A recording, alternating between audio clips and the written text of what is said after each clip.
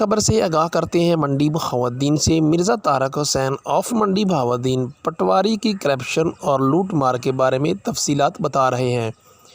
उन्होंने वज़ीर आला पंजाब, डिप्टी कमिश्नर मंडी बहाउद्दीन और दीगर हकाम से मुतालबा किया है कि करप्ट पटवारी को मंडी बहाउद्दीन से तब्दील किया जाए और इसके ख़िलाफ़ सख्त कानूनी कार्रवाई की जाए। पटवारी ने मेरी हमशीरा पर भी दबाव देकर वीडियो रिकॉर्ड कर ली, जो कि गलत और बेबुनियाद है। आइए जानते हैं मिर्ज़ा तारक हुसैन की। अस्सलामु अलैकुम जी, मेरा नाम मिर्ज़ा तारक हुसैन जनाब वल्द लाला महबूब आलम उर्फ काले खां बिस्मिल्लाह बेकरिया। मैं सर ब्यूरो चीफ हाँ देश टाइम न्यूज़ का ज़िला मंडी बहाउद्दीन तो। सर मेरी हमशीरा ने जी अगले दिन वीडियो रिकॉर्ड कराई है, टोटली झूठ, टोटली पटवारी के कहने से जनाब, क्योंकि पटवारी नाल मेरी एप्लीकेशन एंटी करप्शन में चल रही है जनाब, एक DCO साहब को चल रही है, क्योंकि उन्हें बहुत वड्डी मेरे नाल ज़्यादती की थी, मेरी पूरी फैमिली नाल ज़्यादती की थी। पहले मैं भैनों की तुहानूं जनाब स्टोरी सुना दियां। वालद नूं, मेरे वालद साहब नूं फौत होए, अल्लाह तुहानूं माफ़ करे, जन्नत विच जगह अता फरमाए। उन्होंने फौत होए तकरीबन 10 साल। उन्होंने फौत होने तो बाद ही इन्होंने जनाब साढ़े ते केस कर दिता कि साड़ी जगह सानूं दिओ। वो सर केस 6-7 साल 8 साल लड़न तो बाद असी जनाब वो जगह जी उन्होंने हिस्सा भैनों का ते आसफ का हिस्सा जनाब असां जज साहब के कोलों ऑक्शन ते अटरनल ऑक्शन ते अदालत विचों खरीदे, जिहदी उस वेले मालीए 2017 में जनाब 2 करोड़ 3 लाख कुछ हज़ार रुपये मुकर्रर हुई। वो सारा असी पे करके जनाब जज साहब को डिग्री लई, वो जनाब उन्होंने को खरीद लई, कोई कब्जा नहीं जनाब, प्रूफ मौजूद ने। डिग्री शीट कराई, उस बाद 4 लाख कोई 10 टाम लैके पंजाब बैंक चों। उस बाद जनाबे अली वो अमल दरामद वास्ते फिर जनाब असी पैसे खत्म हो गए, बड़े औखे हो के पैसे पे किए। वो कहते हैं यक मुश्त असा लैने ने। सर जगह अस ऑक्शन ते खरीदी जनाब, अदालत के कहने ते अदालत के आर्डर से जनाब डिग्री शीट कोल है। उस बाद फिर जनाब मैं AC साहब को दरखास्त दी कि सर डिग्री शीट हासिल की, डिग्री कोल है जनाब, असी अमल दरामद इंतकाल वास्ते। उन्होंने कहा पटवारी को उन्होंने आर्डर किया कि जाकर रिपोर्ट लियाओ।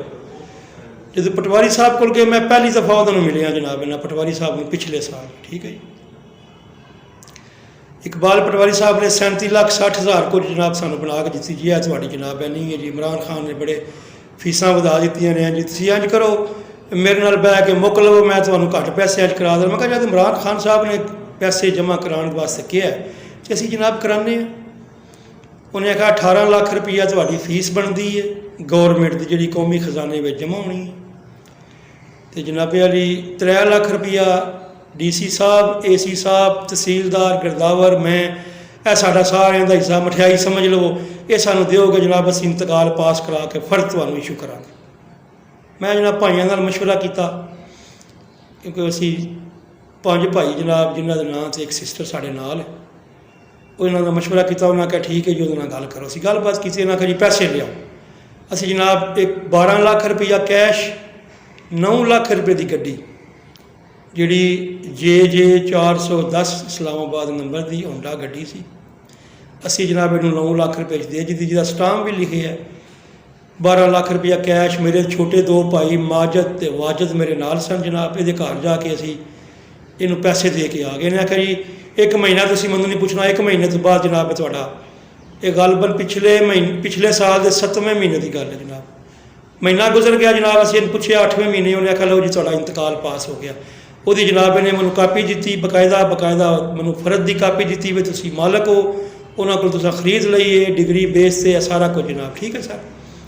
मैं उन्होंने कहा सर जो 18 लाख रुपया तुम जो जमा करवाया वो जनाबे वाली वो मैं रसीद दिओ ना, मैं अपने रिकॉर्ड च रखनी है, अपनी फाइल च रखनी है।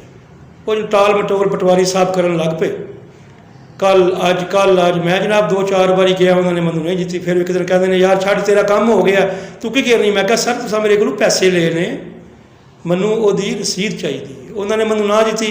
मैं अपने सोर्सिज नाल सर जो रसीद हासिल कर ली, जो जनाब रसीद हासिल की 6,09,000 रुपया इन्हें जमा कराया, 15 लाख का सीधा धोखा फ्रॉड जनाब साढ़े नाल इस बंदे ने किया। मैं तो कोल पैसे मंगने शुरू कर दिया, आंदा जो जो जा कर ले। मैं सर एंटी करप्शन दरखास्त दे दी, वो जनाब मेरी उससे चल रही है। वो गुजरात वाले इन्होंने सारी इंक्वायरी करके भेजी है, सारा का फैसला नहीं आया। मैं DC उस बाद जनाब इन्हें की जुल्म किया कि मेरी उस मुखालफ पार्टी ने रल के उन्होंने को एप्लीकेशन दवा के जनाब मेरा जनाब इंतकाल कैंसल करा दिता है पटवारी साहब ने, जिदे पैसे ऑलरेडी कौमी खजाने में जमा हो चुके हैं, वो जनाब उन्होंने कैंसल करवा दिता है। हूँ जनाब मैं DC साहब को दरखास्त दी है, वो मैं जनाब कभी तड़ियाँ लवांदा है, कभी धमकियाँ लवांदा है, कभी किसी को हूँ अपने सारे खड़ा करके जनाब के उत्थे एक एप्लीकेशन मेरे भाई के खिलाफ जनाब झूठी एक एप्लीकेशन दी। मेरे भाई ने बेचारे बीमार ने, हफ्ते 2 बारी गुर्दे वाश कराते हैं। अज भी उनका टाइम है 3 बजे उन्होंने गुर्दे वाश कराने जाना। उन्होंने उत्ते भी दरखास्त जी कि दरवाजे तरोड़ के दीवारां तरोड़ के जनाब उत्थे गन्ना लैके असीं गए हैं। सर उस गली का उस घर का मैंने पता ही नहीं, मैं उत्थे गया ही नहीं, जिहदे उत्ते जनाब दरखास्त झूठी दरखास्त जनाब साढ़े उत्ते सिटी थाने कल की चल रही, जिहदा अज शाम को टाइम भी है। इंशाअल्लाह अल्लाह बेहतर करेगा। वो तो प्रूफ दे आए हैं जनाब, जगह असां अदालत क्यों ऑक्शन ते खरीदी है जनाब। मैं इकामे बाला जनाब रिक्वेस्ट करना सारे ऐसे पटवारी नूं इस उहदे तो हटाया जाए, इनू इतों जनाब भेजा जाए। सारा शहर इहदे तंग है, ये बहुत नहायत करप्ट आदमी है, रिश्वतखोर है, झूठा आदमी है, कसमां 1 मिनट में चुकता जनाब, वड्डे अफसरां दा नाम लैके बंदियां कोलों पैसे लैंदा जनाब।